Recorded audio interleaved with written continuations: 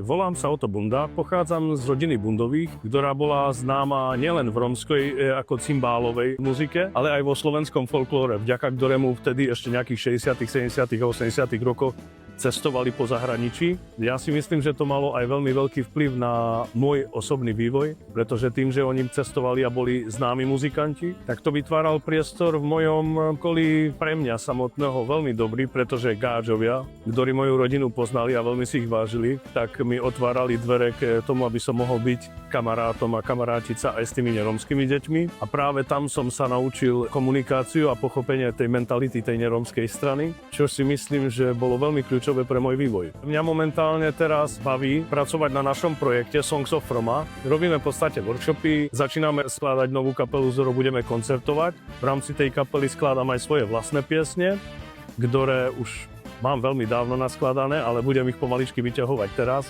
Moja hudba, alebo skladanie mojej hudby je veľmi ovplyvnené práve tou rómskou hudbou, ale hudbou rôznych žánrov, klasiky, hudbou spevákov, jak je Luis Miguel, milujem Andrea Bocelliho. Hudba je, jak hovorím, jak vesmír. Tam nie je koniec a stále sa to rozpína.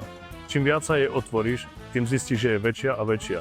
A kvôli tomu to, čo ja mám v sebe, budem celý život predávať tak nejak deťom, ktorí o to budú mať zájem, pretože hudba lieči.